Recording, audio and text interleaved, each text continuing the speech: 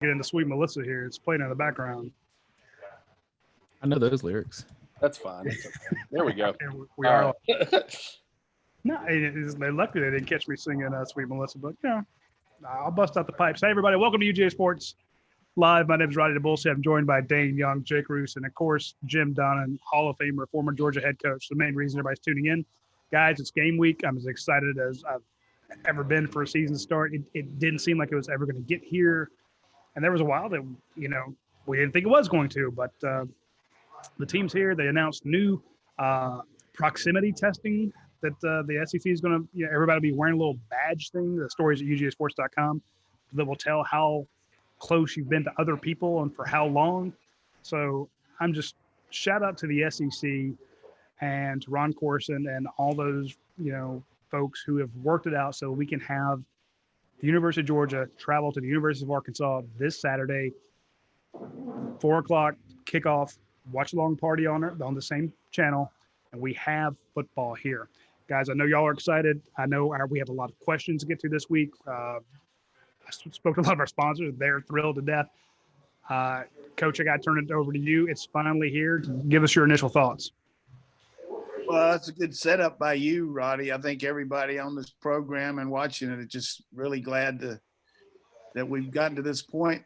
And certainly our team, from what I understand, is fired up about the chance to finally play somebody else with a different kind of uniform. And looks like those unis we're going to wear Saturday are going to really be sweet. I mean, I like a little variation there. It's going to be nice to see them out there, but also you love the traditional stuff too, which is why you come to Georgia to wear that. So I think, we've had a good fall camp, really pretty much injury free as far as anything except for Ringo being out for the year. I think has worked out pretty well.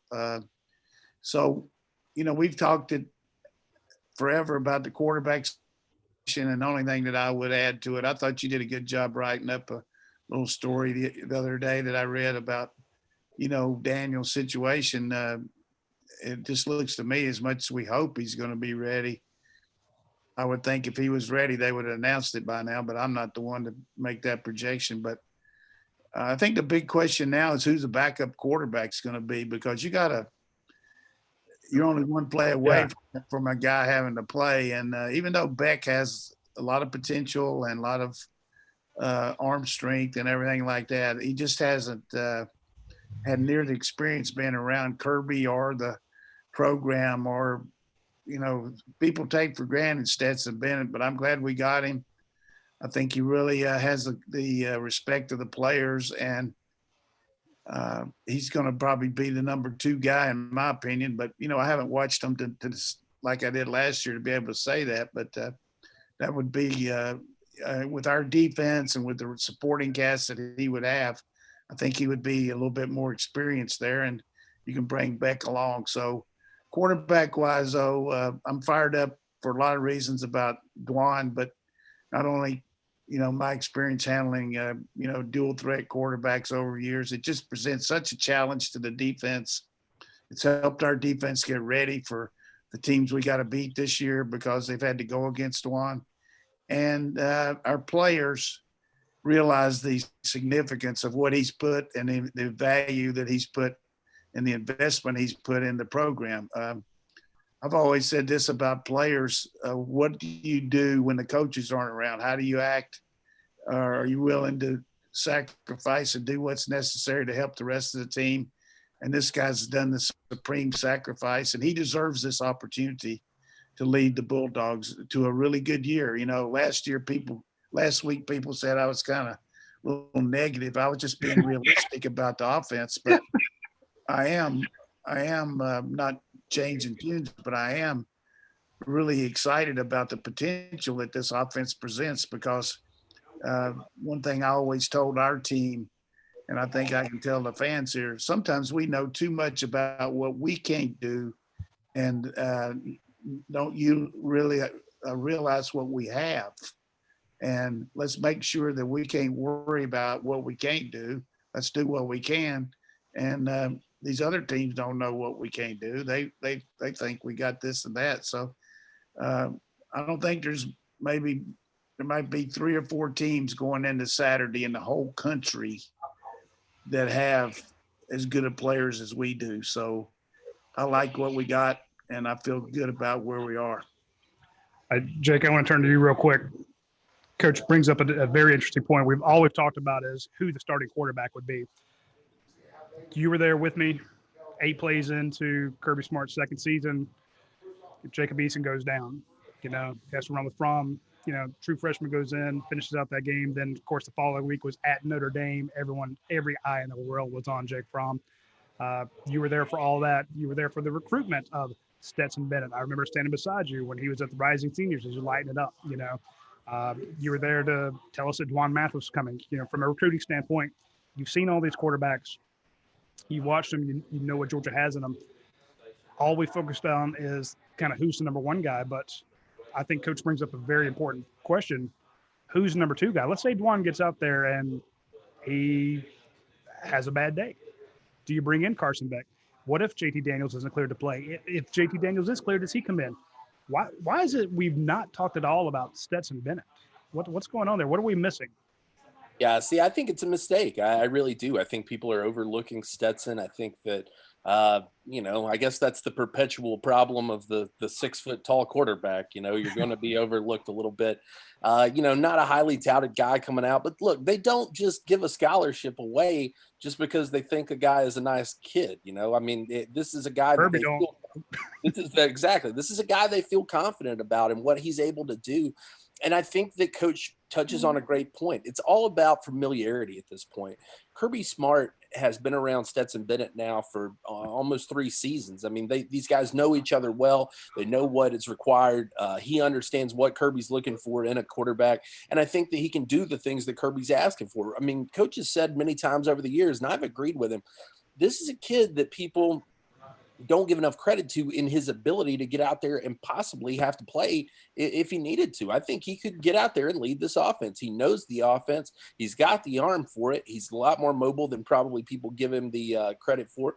I get that he wasn't highly recruited, and I get that he's on the smaller side of things, but there's still a lot to be said for his ability and what he's able to do. And like I said, I think, people are really remiss to write him off. I think that you've got to give Stetson Bennett a little bit of credit. In my mind, he is the number 2 guy going into this week, and I don't think that it'll be easy to unseat him from that position. JT Daniel certainly would have a good spot, a good chance to do it, but until he's cleared, I think it's Stetson Bennett and right behind Juan Mathis, and you roll from there. Dane, I want to turn to you real quick. You've watched all these guys on film. You've broken it down with Brent Rollins. You did a great deep dive into Dwan and JT Daniels and Stetson, all these guys. You've seen it all. I don't want to give too much credit to Jake because right off the bat, when Jamie Newman was opted out, within 4 minutes, I think, with that news breaking, our guy goes out on Twitter and says, Juan Mathis is my prediction for the starter. So yeah, God forbid I get any credit. We can't give Jake too much credit, but I put up a note yesterday saying that, and Coach alluded to it. I just think that if JT Daniels was cleared to play or going to be cleared to play, it would have happened by now. I just can't imagine you're going into game week and it's still a game time decision. And Kirby Smart kind of changed his tune the other day saying, we hope he's cleared by Saturday. Remember before then, the weeks after the first scrimmage and after the second scrimmage, it was we're expecting him to be cleared. We're expecting him to be cleared. We're expecting him to be cleared. Now it's we hope he'll be cleared. So I just don't think it's going to happen. Maybe I'm just being pessimistic. We got accused of that last week. But you've seen all the tape. How if Georgia has to go into this game with just one, just Stetson, just Carson, no JT Daniels, no Jamie Newman, having opted out, how does Georgia stack up at the quarterback spot against Arkansas and then, more importantly, against Auburn the following week? I think those expectations about JT Daniels' recovery, I think they were honest when they were said. I think Georgia did expect JT Daniels to be ready for this game. Unfortunately, we see this all the time with ACL recovery, that some people can do it in essentially 6 months, but for whatever reason, it seems like he's had a setback. And I've even had sources tell me as much, that his recovery just hasn't gone quite as smooth as some other players for whatever reason. And so I agree with you. It doesn't seem like JT Daniels will be eligible to play in this game because he won't be medically cleared. So that sends you to Juan Mathis, which I think there's a lot of growing confidence around him because of his athleticism.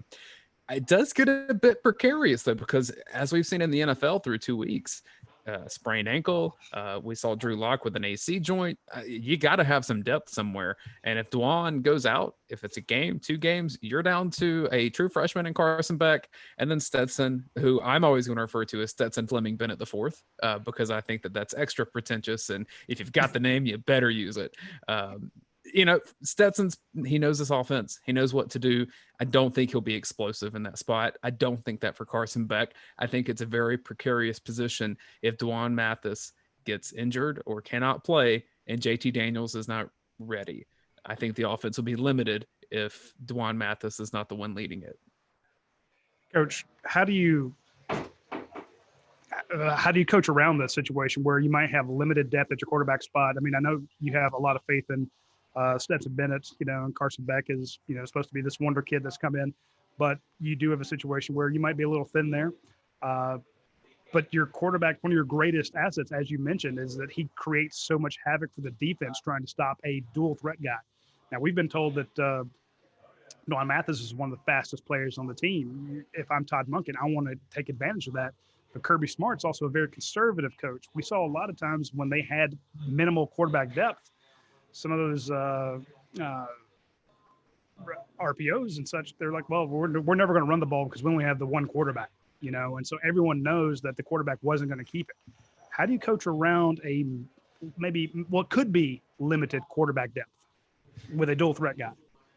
Yeah, I think you got to pick and choose your spots. You see that with NFL teams with Lamar Jackson.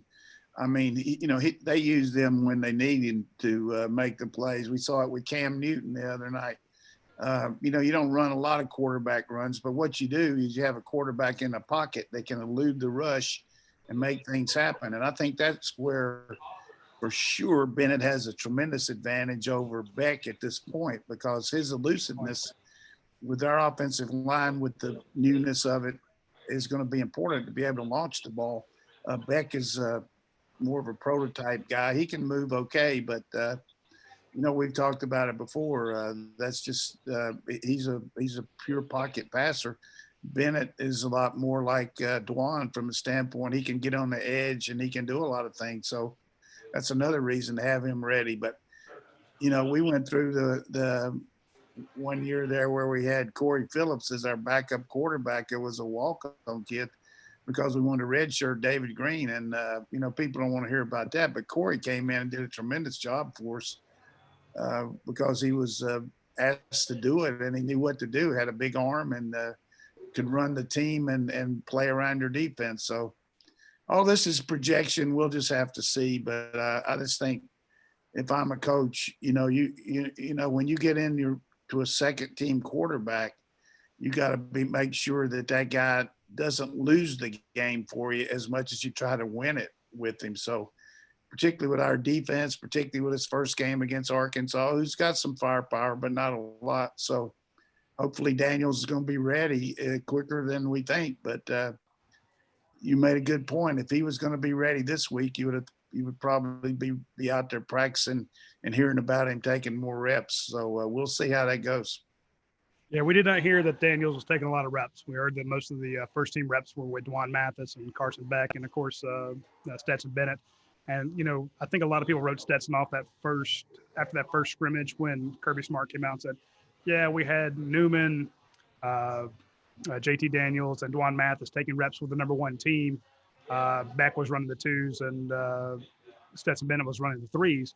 And a lot of people thought, well, that's how the depth chart works out. And I try to tell people, no, he knows what he has in Stetson Bennett. So, again, I'm going to try to turn this into the Stetson Bennett show. I just think it's a very interesting question as to who's the number two, because I think we've pretty much settled that right now Juan Mathis is the number one guy. And I want to remind everybody, when Jake Fromm announced that he was going to the NFL, a lot of guys on that Georgia football team immediately took to social media, Instagram, Twitter, everywhere else, and voiced a vote of confidence in Juan Mathis. Like, it's Juan's time now. So Juan has the support of his offense and defense. And I think after that first game, we'll see a lot of number 2 jerseys being bought out of the Georgia bookstore. We got a lot of questions to get to this week. Jake, I want you to prep those up before you bring up the first question. I do want to mention to our friends that Athens Ford still has their $250 off coupon. So if you go to any of their web pages, it's going to pop up in a little window and it'll say get $250 off, $250 off coupon on any vehicle, new, used, certified, pre-owned. They'll take care of it. And of course, all their vehicles, including their pre-owned vehicles under 80,000 miles, will have a lifetime powertrain warranty on it. So you should get those.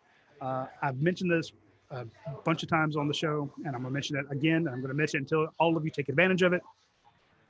This month September, you can get 1.99% APR financing for 36 months. So sub 2% APR financing for 36 months for qualified buyers on any eligible Ford certified pre-owned vehicles. Now, I have a Ford certified pre-owned vehicle. It is my Explorer. I've run the wheels off this thing. I take it into the service bay over at Athens Ford and get new tires. That is actually on the list of things to do this week. It feels like a brand new car. It smelled like a brand new car. It looked like a brand new car. It runs and has driven like a brand new car, but I didn't pay brand new car prices for it. I did not get the $199 APR financing for 36 months. I guarantee you that. So not that I would have qualified anyway, but it was, that's a hell of a deal. So check out our friends at Athens Ford and hit them up on all their 2020s and any of their Ford certified pre-owned vehicles for that 199% APR financing for qualified buyers for 3 years. That is a heck of a deal. And again, just by going to the website, you'll get $250 off any vehicle. So they'll pay you $250 just to log on. So do that. Jake, let's see. I know we can talk about the defense. We can talk about the offensive line. We can talk about the tight ends. We can talk about, who you think's going to be, who's going to lead the running back situation. We can do score predictions, but I really think the best thing we can do now that it's game week here is just to hit questions hit as many questions as we can. Yeah. So one of the big questions I think a lot of people are asking, and I've seen this from a couple people over the course of the week, is, you mentioned who's going to be leading the way at running back. I think people are concerned, based on what we talked about last week and given the amount of guys that you're replacing on this offense, who's going to be the leaders of this team? I know, guys point to a Richard LeCount certainly as a guy who's been around for a long time. Eric Stokes has been around. Monty Rice is a guy who's played a lot. But, Coach, I want to throw that one to you. Who are some of the guys that you see taking that step forward in terms of leadership this year? Well, I think in the O-line, Jamari Salyer is a guy that's, outspoken, has been to the dance a little bit, and, maybe a little bit more outgoing than Ben Cleveland, although Ben has some leadership ability because he's been around. So I think they're an offensive line. And then we've seen it throughout the off-season program before COVID, and then throughout the whole time, Zamir White and James Cook have just been really big on, promoting the kind of what Coach Smart wants here with the attitude. And these guys have been around so many good players that have been in the room with them, that everybody knows with Swift and Sony and Chubb. So they know what it takes to be a player, and kind of taken Milton and Edwards and McIntosh under their wing. So I think those guys on offense, and then you mentioned LeCount, he's just a kind of guy that really knows what Kirby wants back there. He can take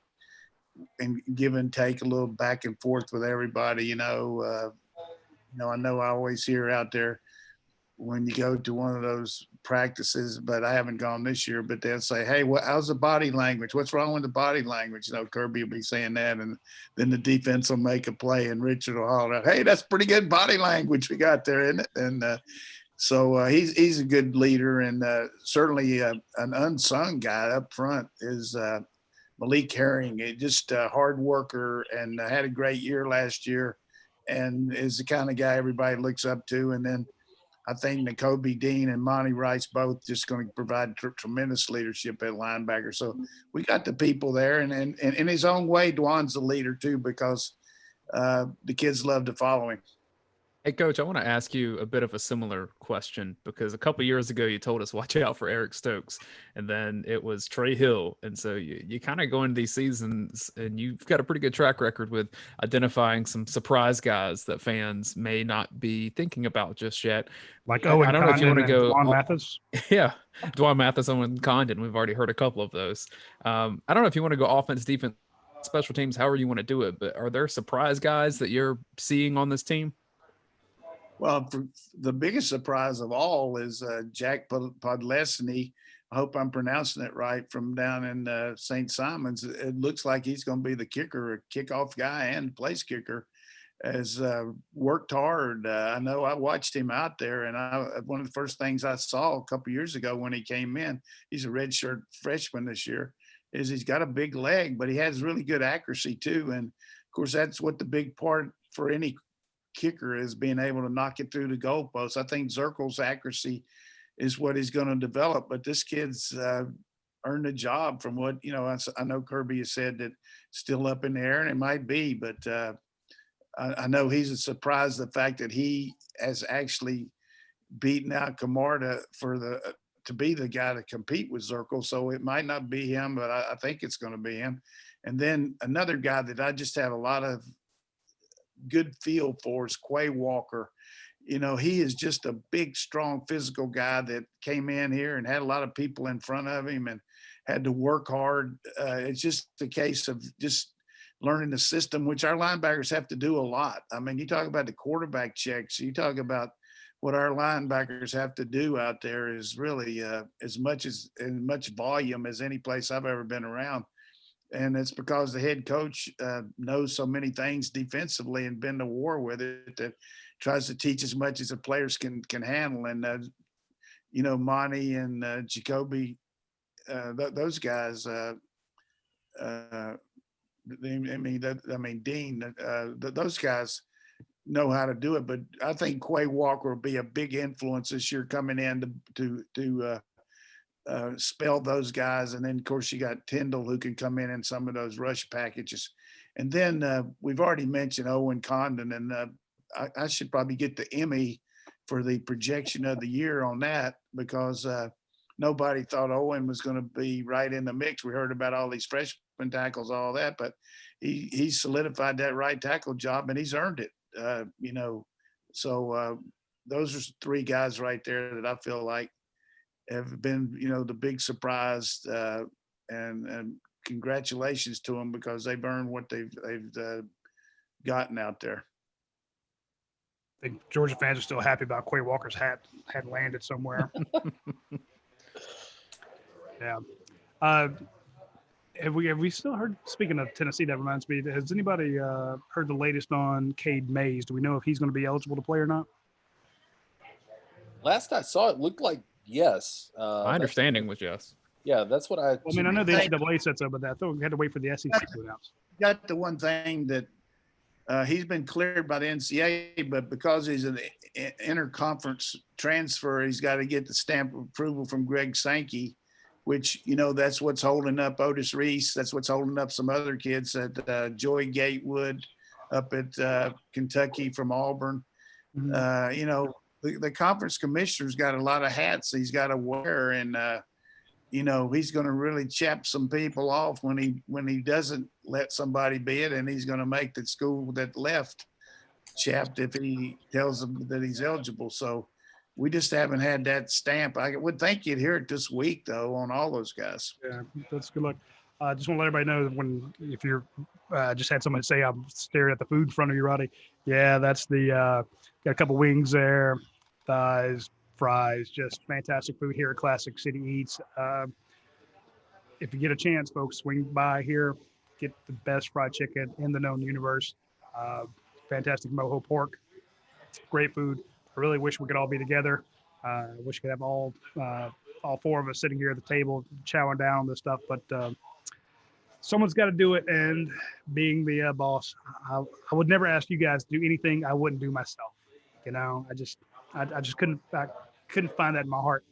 Speaking of being the boss, I want to point out one of our great friends, Ryan Lucia over at Arien Overhead Doors. He asked me to remind everybody that their service area because they advertise on UGASports.com, has expanded exponentially. They're everywhere now.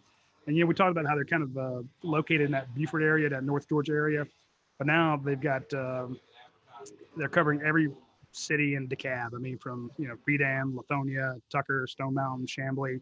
They're in Hall County, of course, in Gainesville, and Oakwood, and Murrayville. They're in Walton County, and Monroe, and Loganville. They're in Cherokee, Holly Springs, Woodstock, North Fulton. They got Atlanta, Alpharetta, Crabapple. So Crabapple, Georgia. I didn't know that. Johns Creek, Milton, Roswell. Of course, Athens, Oconee, Cleveland, Cumming, Georgia, Jefferson, Georgia, Pendergrass, Winder, and all over Gwinnett. Duluth, Grayson, Mountain Park, Norcross. Basically, if you're in Georgia and you need your garage door repaired, call Arien Overhead Doors. Check out Ryan Lucia, a giant Georgia fan, who will give you 10% off of your repair or installation or your commercial work if you let him know that you're a Georgia fan. That's how big a Georgia fan Ryan Lucia and the folks at Arien Overhead Doors are. And remember, all of their workers there are employees. They're not contractors. They're not a guy who was doing roofing a job 2 weeks ago and putting up a fence 3 days ago. These are full-time employees of Arien Overhead Doors, and they get training. They do great work. So check out our friends at Arien Overhead Doors when you get a chance. All right, Jake, hit us up with another question if you would. All right. Yeah, we were talking about obviously the status of JT Daniel, who's going to be available. This was a guy that not a lot of people have brought up recently, but in terms of those freshman wide receivers, Yates M23 or 2013 wants to know what's the status on Arien Smith? What's the latest there? Anybody heard how he's looking and the potential of him being able to make an impact out of the gate this week? At this point, for the fans that aren't up to date on it, he had some exploratory surgery. I don't know exactly what happened, the extent of it, but at the time that he had it, it was supposed to be similar to what Washington had, the tight end. So, but he just hasn't come back from it yet. At this point, he's not, from what I understand, he's not really doing, out there practicing a whole lot. So hopefully he'll be ready soon, but I don't know enough about stuff like that to really divulge it, but I know he's not in the mix to play this week. Okay. When you look at a speedster like that, when you have a knee scope, that's just something you do not want to rush back from, because it could cause more problems in the future, especially if there was already some underlying damage from high school that was discovered when he got to, get under the supervision of Ron Corson and the UGA medical staff. Yeah, that's all I've heard, was that he is not currently available. So I do think that it was quite interesting that, speaking of the freshman wide receivers, that we had a great article yesterday from Jason Budd about Jermaine Burton and how the players were very excited about him, and a couple of the defensive guys mentioning his lightning fast speed. So I know everyone wants to see Arien Smith and his quickness, but hearing a lot of good things about Jermaine Burton, and even heard in the scrimmage he was running with the number one group there for a while. So I don't know that he can have that same impact as a George Pickens, but Jermaine Burton, let's keep an eye on him, because that's a guy who might have a big game this coming Saturday against Arkansas. I don't know that Arkansas secondary is ready for what Georgia's going to bring them when it comes to George Pickens, Demetrius Robertson, Kieris Jackson, who looks jacked up, and a freshman like Jermaine Burton. I think it's going to be I'm not saying Georgia's going to go air raid, because we talked about the great backs they have, but this will be a good chance for Juan Mathis and those wide receivers to work out some actual in-game progressions and routes. So it'll be fun to watch.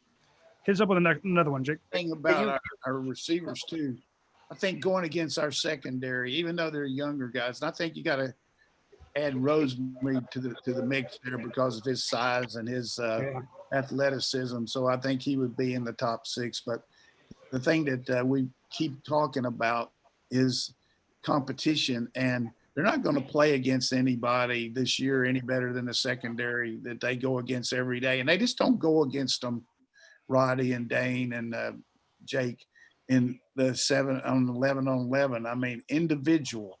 They'll get up there and they'll have 5 minutes of just releases where the defensive back's trying to jam them, and they've got to get off the line. And that's just get 4 or 5 quick releases. So you're going against Eric Stokes, Tyson Campbell, Tyreek Stevenson, Daniels. You're going against those guys on your releases. Then the next thing they're doing is they do a perimeter drill where they throw the ball on a bubble screen and they got to block those guys.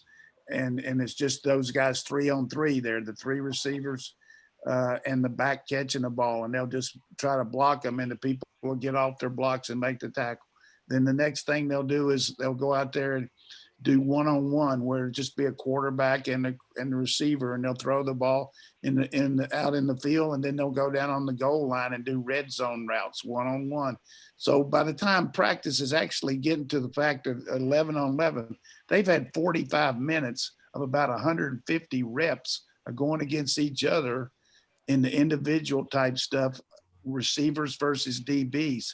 So I feel like these guys, when Kirby says he's excited about the young receivers, he's got to be based on who they've been going against.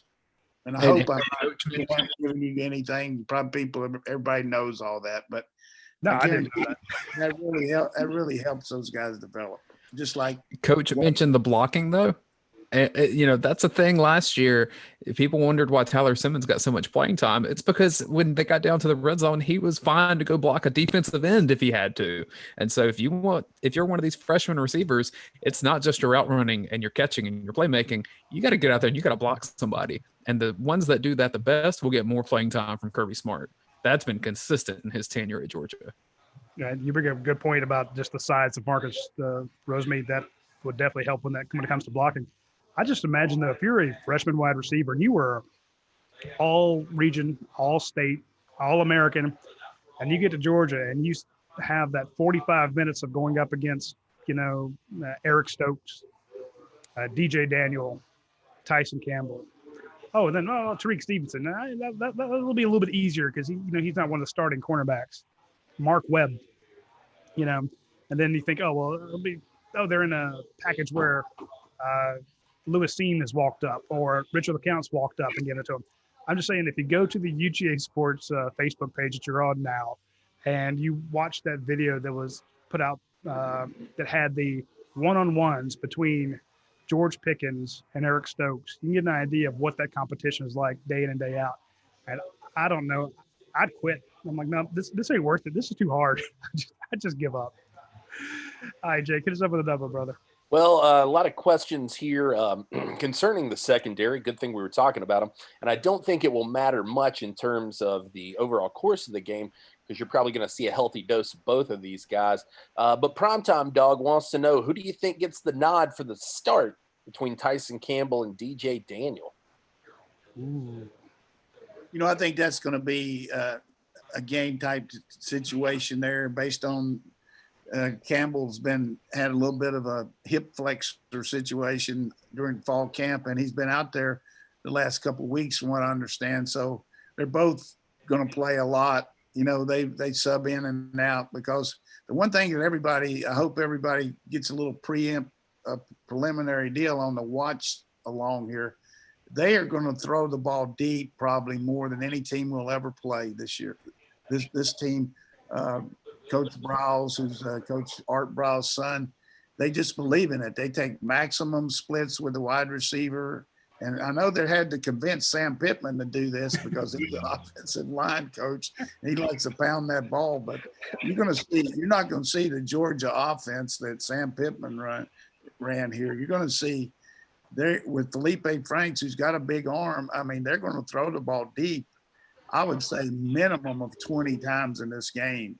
I would say minimum of just air it out. So, you just got to be ready for that. And I think we'll see a lot of our guys, need a break once in a while. You throw a 40-yard bomb and 2 or 3 in a row, put somebody else in there because both of them got great experience. And same thing on the other side with Stokes and Tyreek Stevenson. They both can play. And don't forget another surprise to me, because everybody talked about Ringo, is Kimber has come up and done a really good job. And he's taken advantage of the fact that Campbell's missed some of fall camp. and really done a good job with that second unit. How concerned would you be, Coach, if Campbell has a hip flexor and they're throwing those long bombs? He's one of your fastest players on the team. Is he slowed down by that, or do you put in DJ Daniels and say, look, you're going to have to turn and burn with these wide receivers, running these go routes? I'm not making you start, but how worried would you be about a nagging injury like that? I'd be concerned if it was still relevant, but I think that's one of the things that they've been very careful about and make sure that he was 100% before they put him back in there. So he didn't get in there early in the fall because of that. And we talked about this on the show. These kind of injuries are more prevalent because of not having the summer workouts that we normally have, the soft tissue issues, the hamstrings. We've had an inordinate amount of hamstrings. Milton, it's been publicized, had one, some other kids. So, but I think Campbell's situation was early, and he's back 100% now. Yeah, I was going to ask you, Coach, you mentioned some of these injury issues, hamstrings, that kind of thing. This was just kind of off the top of my head after watching week 2 of the NFL. Seemed like there's a big rash of injuries going around in the NFL. Is that something, given, all the differences we've seen this year in terms of how they've been able to practice, when they've been able to practice, going into this year, is that something that you foresee as a concern over the course of the college football season, not only for Georgia, but for other teams? I think in the pros, it's relevant because, number one, they didn't have preseason games. And because of that, they practiced maybe a little more than normal. And maybe they were tired and fatigued. So they didn't have the 3 weeks of buildup where they had 3 preseason games. The other thing is the mini camps, the OTAs, all the things that they do to build up, they didn't have any of that either. So even though they thought these guys were in shape, you see a lot of college football, the actual number of times, particularly SEC, how long we've had to wait. Our kids have been working out since July 1st. So they're going to be in the best shape they've ever been in as far as the ability to be in shape and have good. Oh, you cut out on us there, Coach. Nope. You got your hand over the mic.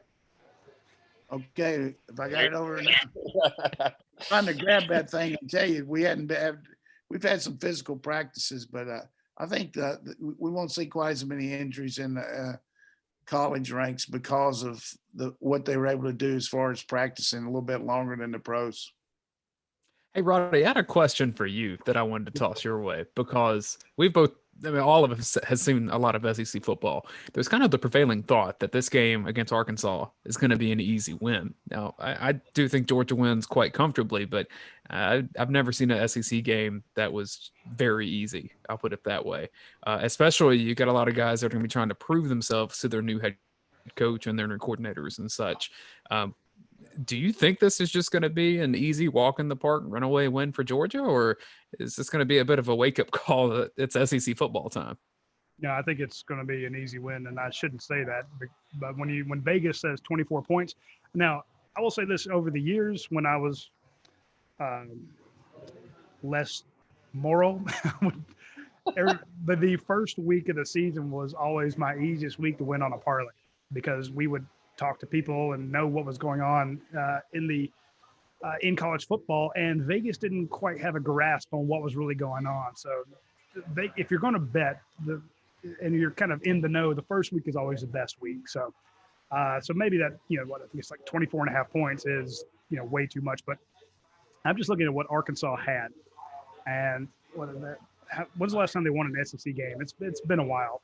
And you're going up against a Georgia defense that returns 8 of its top 11 tacklers from last season. Now you're without Tay Crowder, and that's a big loss, And congrats to Tay for making it to the NFL. I'm very excited for him. But I just don't see, even with Sam Pittman and Riles and those guys, how you're going to move the ball on this defense. And then, Georgia's going to have some issues that it has to work out on the offensive line. You've got some questions at tight end. A lot of moving parts there. New quarterback, new offensive coordinator, but just the horses you have in that stable of running backs. I just like Georgia's chances there to put points on the board. Good special teams, good return guys. They're going to have to punt the ball to you numerous times. And if you have Kyrus Jackson back there returning those kicks, I like Georgia's chances. I don't want to sound disrespectful to Arkansas. I just think that this is, as coach says, we kind of focus on the issues that Georgia has because that's what people want to talk about. That's what our questions come in from. We don't get questions. Please tell me how wonderful, a person Kirby Smart is and how he loves to pet puppies, and tell us more about the $1 million that he's given to charity. We don't get those questions. We get, what are your concerns? And I think we can focus on those concerns too much, as Coach pointed out, but you'd much rather be in Georgia's shoes right now, looking at, chomping your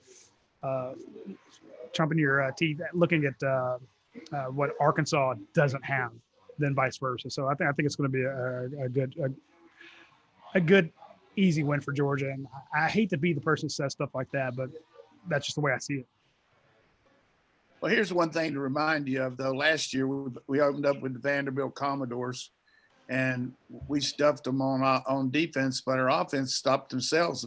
We were inside the red zone time after time and had to kick field goals and had some drop passes and some missed plays and some wide open guys. And, you just never know in that first game, particularly when everybody expects you to run roughshod over everybody. But I agree with you that it should be based on our players and their players, but you just never know how some of these younger guys are going to react. So that's why you play the game. I'll tell you. And while Arkansas got embarrassed a couple of times last year, they almost beat Texas A&M, and they played Kentucky very well too. So there are some talented players. I mean, what do they always? They're on scholarship too, right? There's not as many, and the depth is definitely not there. I think it'll be a comfortable win for Georgia. I'm just saying, I don't know if it's going to be as much of a preseason warm-up as some people are claiming it will be. I'll tell you, I'll make you a bet, Dave. If Georgia doesn't win comfortably, I will go by Academia Brewing Company and try one of their new key lime pies. And if Georgia does win comfortably, I'll go by Academia Brewing Company and try 2 of their key lime pies. How does that sound? Is it a fair bet? I mean, it sounds like you're going to come out great in this bet. It's 1 versus 2. And I love key lime pies. And so I'm actually kind of betting a bonus key lime pie that Georgia's going to win quite handily. Our friends at Academia Brewing Company, where they have fantastic beers out there, chef-inspired dishes. It's not just a brewing company. It is an actual fantastic restaurant with an actual on this premises chef who does great work. But they've teamed up with Jack's Cheesecake, which is a great story in and of itself. And Jack has come up with a key lime pie out there. It's great. They say to try it with the new raspberry kombucha. How do you say that, Jake? Kombucha, yes. Kombucha from Figment Kombucha. That looks fantastic. So when you get a chance, swing by our friends at Academia Brewing Company. And while I'm on the saying, look, here's some limited time stuff, I do want to mention our friends at Europi. Right now, if you swing out and try their chicken al pastor or their Tex-Mex style cheese sticks, you can get 15 additional points on your Europi app. I tell people to use the Europi app all the time because you get a lot of free pizzas that way.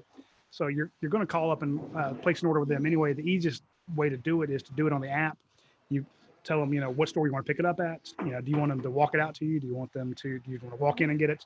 What crust do you want? What sauce do you want? What cheese do you want? What toppings do you want? Do you want all the meats? None of the meats? What vegetables you want? You pop them all on there. And then they tell you, hey, look, it's going to be ready. Here's the times. When do you want to pick it up? 10, 15 minutes, an hour, whenever you want. Go out there, pick it up. But if you do it on the app today and tomorrow, you get an additional 15 points. So, now's your best chance to get that chicken al pastor or any of their classics like the Nats, the Ishka, the Southern Heat, my personal favorite. So check out our friends at Europi. Tons of locations, and they will get you squared away. All right, Jake, hit us up with another question if you would. Yeah, Coach, a couple interesting ones here. A lot of people wondering about the booth situation. We'll touch on that in just a second. But Caleb21 wants to know, he says, Coach Donnan, during your times as an offensive coordinator, did you prefer to be in the booth or on the sideline? And could you give us a quick kind of pros and cons of each of those positions? Yeah, I think the booth's the way to be it. Every time that I could be in I'd say as assistant coach, I was in the booth maybe 80% of the time over on the field. And it all boils down to your communication. If you got good people on the sideline that can communicate with your players and make the adjustments that are necessary and the players have confidence in, then that's good. But if you don't have a real good staff to articulate the different things you need, then maybe being on the field is the way to go. But you just have everything laid out there. You don't have any disruptions. You don't have to worry about avoiding somebody running into you or everything. And you can see very vividly what's happening. It's just a knack for watching stuff, just like people have, I'm not saying I had any kind of knack over anybody else, but you can basically see looking at the field and see what you can also see the personnel that's coming in the game. By that, are they going to nickel, or are they going to dime, or doing it? You got somebody telling you that from the press box if you're on the field. But the other thing, you got the down and distance a lot quicker too, because you can visualize it so much compared if you're on the 25-yard line calling the play and the ball just ran down to the 13, or you know what I mean? Where's the ball? And things like that. So pros and cons of everything. But I think some coordinators like to be on the sideline because of their interaction with the players and their feel for the game. It's just a personal choice of each person. But I would say most coordinators in the pros and college, and from what I understand, Coach Monken is a press box guy. He's had a lot of advantage doing that as a collegiate coach and as a pro coach. So I would think, I don't know for sure that he's going to do that, but that's what I've heard doing some scouting around, that he likes to be in the press box. Coach Lanning, a little different there. He likes to be on the field, but he's got Glenn Schumann, who's his eyes and ears up there telling him everything about, who knows I would say knows the Kirby Smart defense about as good as anybody that beside Kirby and Glenn Schumann, because he's been with him for 15 years, So we got good communication here. Yeah, I wanted to, he followed that up with an interesting point. He said, do you think it would be advantageous for Coach Monken to be on the sideline, given that the quarterback has little experience? Would it be good to kind of be in his ear and be able to talk to him that way? Or do you think that you would lose more from the play calling aspect, and like you said, the ability to see the field a little bit more by not being up in the booth? That's the only reason you would be on the field, is you have a young guy, you can communicate with him. You see Andy Reid calling the plays for the Chiefs, and then after every series, he goes and sits down over on the sideline with Mahomes and talks about what they need to do. But he really isn't as involved with the defense maybe as some head coaches. But I think in the case of Dwan, we've got a new guy here in Buster Faulkner, who's had a lot of experience working with quarterbacks at different levels, who's an analyst that can maybe help on the sideline if that's the way they go, or he might go upstairs and then Coach Monken be on the field. I don't know that, but I would say the way things are now, the communication situation, you've got the headphones. When the guy comes out of the game, I always like to on a timeout, if I'm in the press box, I don't want somebody else talking to the quarterback. I have him take those headsets off and put them on the quarterback and let me talk to him instead of me saying to a guy and then him transcribing it to him. Because one of the things that I always felt like is, what do you feel like? What do you like here? Because you're the guy that's got to do it. And we've met for all week about the situations, and he'll probably say what he thinks because I've programmed into that. That doesn't mean I'm necessarily going to call that, but I'm certainly not going to call something he doesn't like. So I think that gets down to quarterback coach relationship is so vital, and people, we've got a real good guy communicating there in Coach Monken that can get that across. And And then when the other team has the ball, they've got the advantage of going over there and actually picking up the telephone and instead of the headset, so nobody else is on it. And they just talk man to man there about, okay, first down, we got to expect field pressure. Second down, they've been playing pretty base. Third down, they really go into a lot of nickel combinations. We got to get to this, but next series, this is what we're going to do. Go over the pros and cons of everything and project the next series.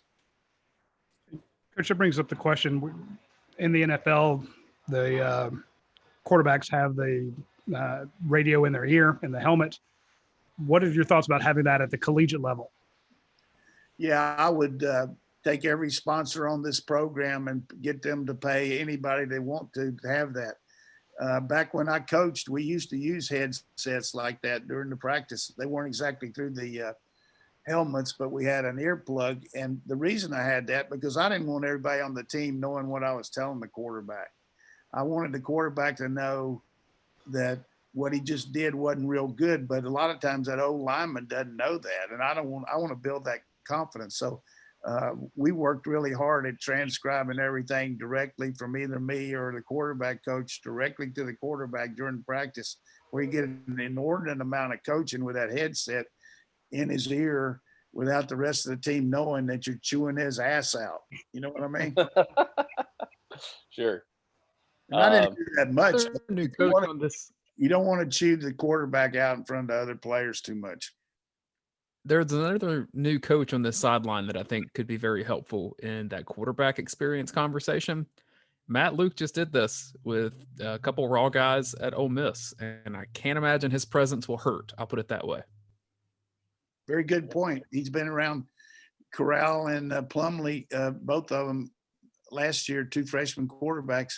But that was as the head coach. Now he's got his hands full because, Kirby's going to be over there and say, who's picking up that plug-in linebacker? What's we going to do all this? And so he's got to get that O-line.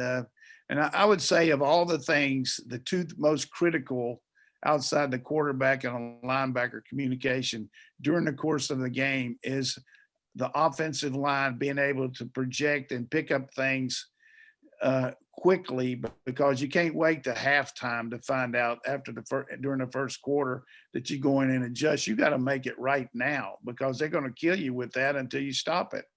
And then secondary wise, you got to make those adjustments very quickly too, because the game's over if they hit two big plays on you because you weren't able to make that adjustment, either whether it's personnel or your what you were calling.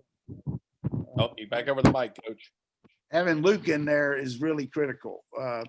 He's a veteran offensive line coach, and I think he showed in his one game there where he had so many guys he had to plug in because of the people leaving and the way our line played against Baylor. I thought he did a magnificent job of making in-game adjustments with our O-line in that game.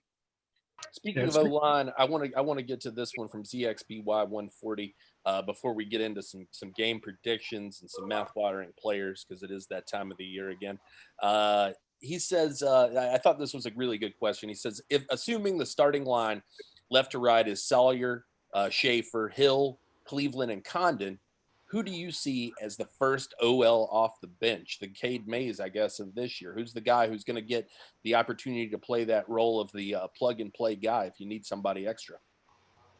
I would say Erickson's the next guy. That's why they worked him at center some. He can play guard and center. Maybe we might not see him at tackle, but I think Erickson's the next guy. Then you got toss up there between Clay Webb and McClendon as a 2 and 2A, and then Truss would be the fourth guy. All four of those guys are really ready to go if we need them. And then the three freshman guys that I think are the closest right now to playing would be Van Pran, Radledge, and Jones. So to me, those are the old linemen. But, this is just the old coach talking here. I wish I could say that more definitively, but I would say that based on what I've heard. All right. Well, yeah. I agree 100%. Just the old coach talking. Just the old coach talking. Who's right about every damn thing. Oh, hey, I know everyone's talking about Jamie Newman and JT Daniels, but keep an eye on Juan Mathis. What, a month ago?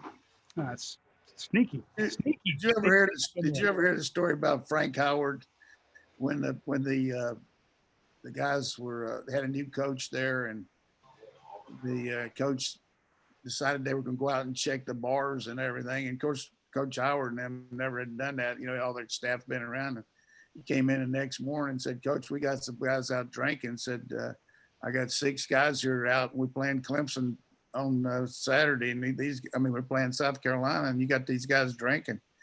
He said, "Well, we'll just have to call them out before the practice and make them stand up like a man."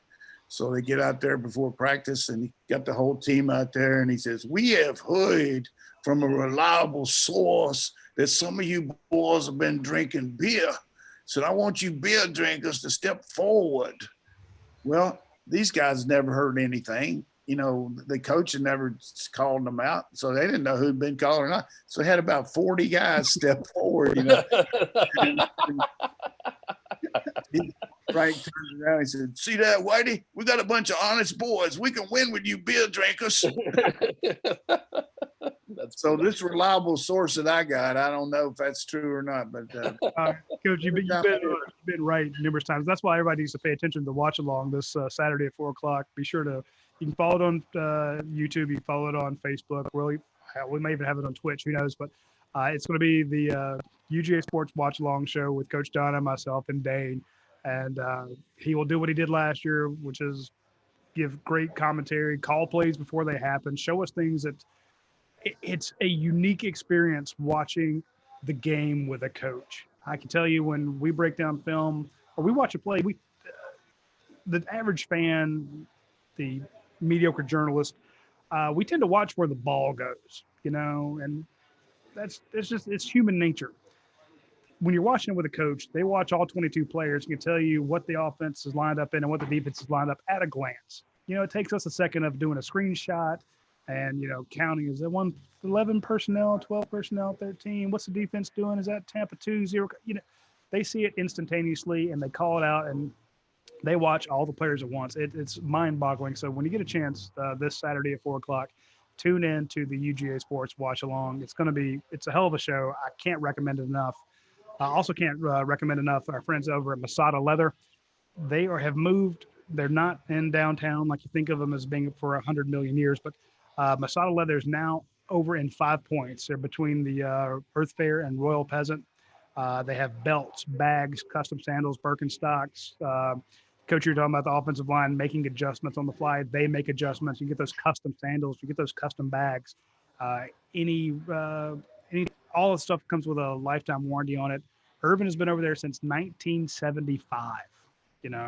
Almost as many years as I've been alive, doing leather work, serving the Athens community, just being a rock in this town where people get fantastic gifts, fantastic service, and everyone knows Masada Leather, and they're a sponsor of our show now, and we really appreciate that. And of course, we also appreciate our friend Ronnie Brown over at DR Construction. I don't know why he's busy all the time, but DR Construction Maintenance and Ronnie Brown, thank you also for sponsoring our show. So folks, if you need reconstruction work done, you need maintenance done, need construction, check out Ronnie Brown at DR Construction, and our thanks to him for sponsoring the show. Jake, I want to say this too about Irvin. I want to give our deepest condolences to Irvin and his family. His mother just passed away on Sunday night. I think she was either 96 or 97, lived a great life. And Irvin was so proud of her, and she was so proud of him. We talked about it last week when she was kind of going downhill about what a great life she led, and really celebrate the life that she had. Well, we're giving shout outs got to give one to Roddy. Swung by on his way home from Gulf Shores. We didn't even talk about the fact that you rode out a hurricane today, by the way. But swung by and helped out my parents clean up their place down in Fort Morgan. Really appreciated him doing that. You didn't have to do that. I was just there to play with that bulldog, man. Billy Rose. All right. I want to get to our last thing. I think everybody is probably leaning toward a victory for the Bulldogs. So let's get into mouth-watering players. Dane, we'll start with you. Roddy will hit you next. I'll go after that, and then Coach will finish with you, your mouth-watering player of the week. I'm going to go with Nakobe Dean. I think the Georgia's interior defense is really going to, Coach mentioned Quay Walker, but Nakobe Dean's a special player, and I think he's going to roam the field. He's a great tackler. He can cover receivers. He can cover backs out of the backfield, and he can blitz if he needs to. And when Georgia's defense is at its best under Kirby Smart, it's been led by one of those interior linebackers that can really change things. That and kind of that star nickel position. Those are two of the most important positions in defense. So I'll go Nakobe Dean. All right, Roddy, who you got, buddy? I'm going Juan Mathis. My first thought was, Lewis Seen, because Coach is talking about them throwing deep balls. I just think he could be back there to break some of that stuff up, or Richard LeCount, And then I'm like, oh, wait, who's going to block Azeez Ojulari or Malik Herring? Malik Herring being that great leader on your defense, a guy who's the PFF grades are the highest on the team. But I thought, wait a minute. No, the guy who had the chip on his shoulder, the guy that needs to show everybody, it seems like the obvious answer, but I want to see what fast guy who finally has fought for, was behind a couple great QBs and then was told, hey, you may never play football again. Let's see what the hell Juan Mathis can do. That's going to be my mouth-watering player, just to see him out there. Just that culmination. I know, Jake, you were there when we finally saw Zamir White hit the football field, after those ACL injuries, and just the crowd reaction, the visceral feeling of love and respect and admiration when that guy hit the field, because everyone knew the absolute hell he went through. And I just can't wait to see what it's going to be like when Juan completes his first pass and everybody goes crazy. I'm going with you. You mentioned my guy, Roddy, and I think it's Lewis Seen. I think that he's going to be as jacked up as anybody on that field for his first opportunity to get out there and play a whole game and just hit the shit out of somebody. So I think that he's a guy who can get it done. Like I said, I've talked about him multiple times. It seemed like every time he popped on the field when he was out there last season, if he had an opportunity, he was a guy that was letting you know and reminding you that he was there. I think that given a full game, he'll get plenty of those moments. So Lewis Seen for me. Coach, who you got, buddy? Yeah, without going down the roster, I think it's just so many people you're counting on. But I'm going to go with James Cook. I just feel like been waiting for him to break out for so long. He was ready to do it in the bowl game, and then had the injury during the game. I think White certainly will do a great job, but I'm going with James Cook, and he certainly deserves it too. Absolutely. Hey, Roddy, let me give 2 plugs before we get out of here. We've got the Thursday Around the League show with me and Coach Donnan and Brent Rollins. It'll be our second episode. We're doing this weekly. That's 1:00 on this same feed. If you're listening to the podcast, it'll be posted at that same feed. It's an SEC-centric show. We touch on Georgia, but we go around the conference. And I thought we had a really good first show last week, and excited to continue to do that. And then also, you mentioned the watch-along party. I think we'll have that stream going by 3:45 to make sure everything's going good on Saturday, a few minutes before kickoff. Tell them how they can watch it. I didn't realize you can have all 3 platforms like that. Yeah, so we have some new software that's going to help us out. So this YouTube channel, if you're watching us on YouTube, it'll be right here. That's probably my preferred method because that's what I like watching things on. So I suggest that. If you're a Facebook user, it's going to be on the UGA Sports Facebook page. And I think we'll also probably have it on our UGA Sports Twitter account, and we can share it that way. It'll be through Periscope, but we've got a little bit of prep work to do this week to make sure that all goes well. Primary thing is going to be YouTube and Facebook. That's what we're going for, but I think we'll have a couple other outlets as well. Well, if you want to watch some Thursday night football with us, we'll probably try it out Thursday night just to give it a go. So we can do the multi-platform streaming technique. So, which we did, it worked fine last year, but now we're trying to get a little big for our britches and see if we can do it across 3 or more. So, check out you can see. Be sure to be at 3:45 on Saturday. Of course, Coach will have some pregame notes, and our own Anthony Dasher will be there in attendance, so he might have some breaking news for us as well. You never know what's mean, hell, maybe you can find out who made the travel roster. That to me would be interesting. Find out when Georgia has to cut its numbers to 70, who's in and who's out. He always has some great notes from the stadium, and he'll be in Fayetteville for the game. So tune in to the watch along party 3:45 this Saturday when we will actually have. Georgia football's finally here. And we do consider that a second screen experience. So what we say is get the game on your TV, have us on your tablet or your phone or your laptop, whatever it is, because we don't necessarily have the rights to show you the game, but we'll give you the analysis that you won't get on that TV broadcast. And we'll have a couple different angles set up so that we need to set up one camera just on Coach because that's all anybody wants to see. That's all I want to see. I just want to sit there and drink natural light seltzers and listen to Coach call the game. So that's what we're going to do. Tune in next Tuesday, of course. We will have reaction from Georgia's game against Arkansas, and we will preview Georgia versus Auburn. For Dane Young, Jake Roos, Jim Donnan, I'm Rodney DeBulsey. Thanks for tuning in to UGA Sports Live. We'll talk to you next week.